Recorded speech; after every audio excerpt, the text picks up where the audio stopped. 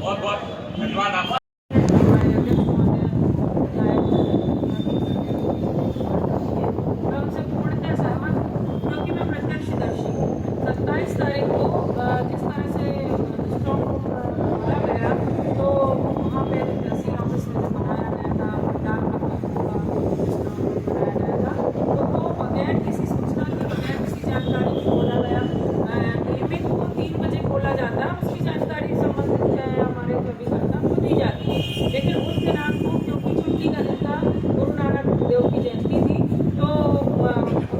हमारे अभिकर्ता जी जो है श्याम पंजवानी की, उनको कोई जानकारी नहीं थी, मुझे कोई जानकारी नहीं थी। और हमारे जो कार्यालय में एक सहायक है, हमारे सहयोगी हैं निराला सिंह बघेले, उनको फोन किया गया था, तो उनको ये बताया गया कि आप 3 बजे आ जाइए, रोज के रूटीन के हिसाब से चलेगा आज का। तो वो 3 बजे जब पहुँचे तो उन्होंने देखा कि वो 1:30 बजे ही वो स्टॉक खोल दिया गया था और सारे जो लिफाफे थे उनके बंडल बनाए जा रहे थे।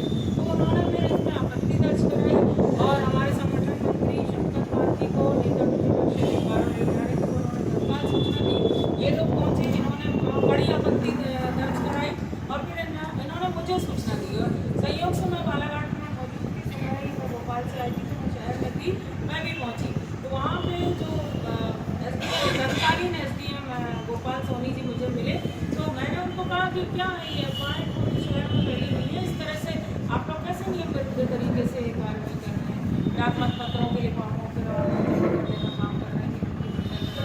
तो उन्होंने मुझे कहा कि मैडम ये रूटीन प्रक्रिया है, इसमें कोई दिक्कत की बात नहीं और नियम विरुद्ध कुछ भी नहीं है और देख लीजिए आप। तो मुझे लगा हो सकता है कि ऐसा हो रहा होगा, तो मैं वापस हम लोग सब आगे वापस अपने कार्यालय, फिर अपने प्रदेश कार्यालय में हमारे जो कांग्रेस के जो वरिष्ठ नेतागण हैं कांग्रेस कार्यालय में जो हैं उनसे हमने दिशा निर्देश प्राप्त किया और हमें जो हमारे जो विधिक सलाहकार हैं माननीय शशांक शेखर जी, उन्होंने फिर कहा कि आप लोग इसमें सख्त आवाज़ उठाइए, मजबूती के साथ आवाज़ उठाइए, बिल्कुल नियम विरुद्ध तरीके से किया गया है और ये नहीं किया जा सकता। तब हम लोगों ने फिर हम एक्शन में आए और हम लोगों की जो कार्रवाई हुई इससे हमने आपको लगातार अवगत कराया मीडिया के माध्यम से।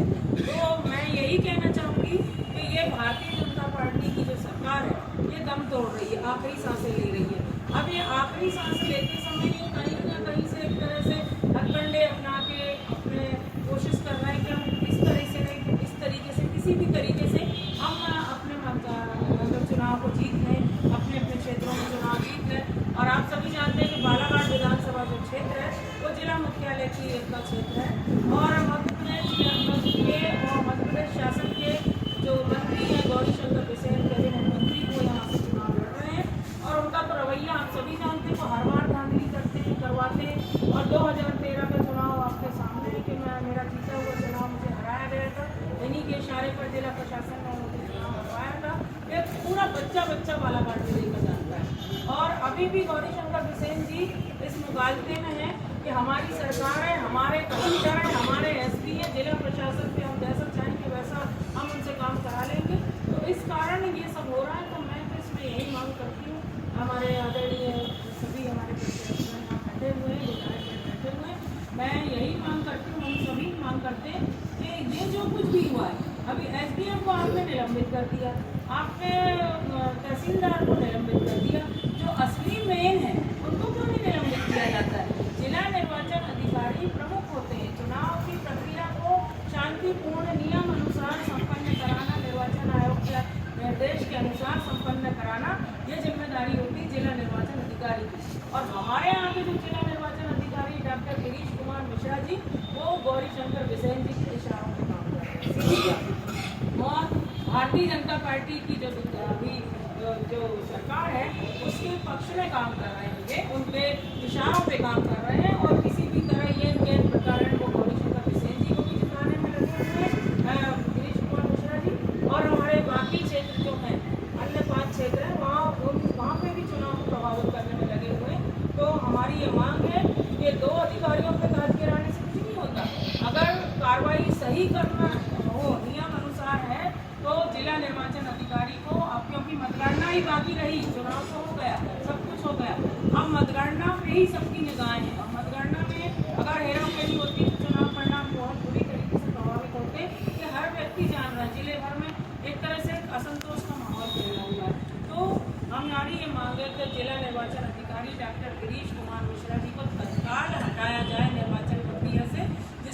निष्पक्ष तरीके से पारदर्शिता के हिसाब से मतगणना 3 तारीख को हो सके और जनता जनार्दन है, क्योंकि लोकतंत्र में जनता ही मालिक है। जनता ने जिसको पसंद किया, जिसको पसंद करके उसने वोट दिया अपने प्रत्याशी को, वो प्रत्याशी का निष्पक्ष तरीके से निर्वाचित होकर आ सके। नहीं करते, लेकिन यहाँ पर जो नियम की बात है तो क्या नियम रहे हैं इस चीज़ों के? देखिए, विपक्ष से क्या सवाल उठाया जा रहा है। पहली चीज़ तो ये कि जो 27 तारीख को स्ट्रांग रूम खोला गया और डाक मतपत्रों की जो छेड़छाड़ किया गया, ये तो सीधे सीधे सत्ता पक्ष के दबाव में जिला निर्वाचन अधिकारी द्वारा कराया गया। हमारा पहला आरोप ये है। और दूसरी बात मैं कहना चाहता हूँ कि जो उन्होंने पंचनामा बनाया स्ट्रांग रूम खोलने का, स्ट्रांग रूम सील करने का, वो पंचनामा में कोई भी किसी भी प्रत्याशी के हस्ताक्षर नहीं है, किसी भी प्रत्याशी के अधिकृत निर्वाचन अभिकर्ता के उसमें किसी भी प्रकार का कोई सिग्नेचर या हस्ताक्षर नहीं है। उसके अधीन, उसके नियंत्रण में, उसकी जानकारी में कोई भी कार्य नहीं किया गया। इसलिए अगर ये आरोप लगाया जाता है कि इसमें जो कांग्रेस है ये कहीं ना कहीं कंफ्यूजन में, ये बिल्कुल कांग्रेस कहीं कंफ्यूजन में नहीं है। कांग्रेस सीधे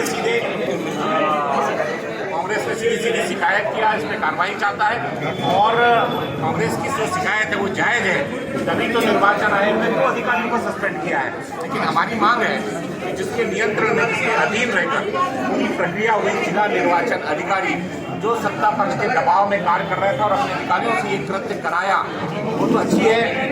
एक विधानसभा क्षेत्र में ये चीज़ हो गई और जानकारी में आ गई तो रुकावट हुई, और नहीं तो पता चला 6 विधानसभा में ये सारी ये खेल कर लेते और चुनाव परिणाम को प्रभावित करने का काम करते। इसलिए हमारी मांग है, आज हम सब लोग यहाँ ज्ञापन दे रहे हैं भारत निर्वाचन आयोग को। हमारी मांग है कि जिला निर्वाचन अधिकारी के खिलाफ तत्काल कार्रवाई की जाए, उनको हटाया जाए और दूसरा जिला निर्वाचन अधिकारी पदस्थापना हो और वो उनके नियंत्रण में मतगणना की कार्रवाई हो।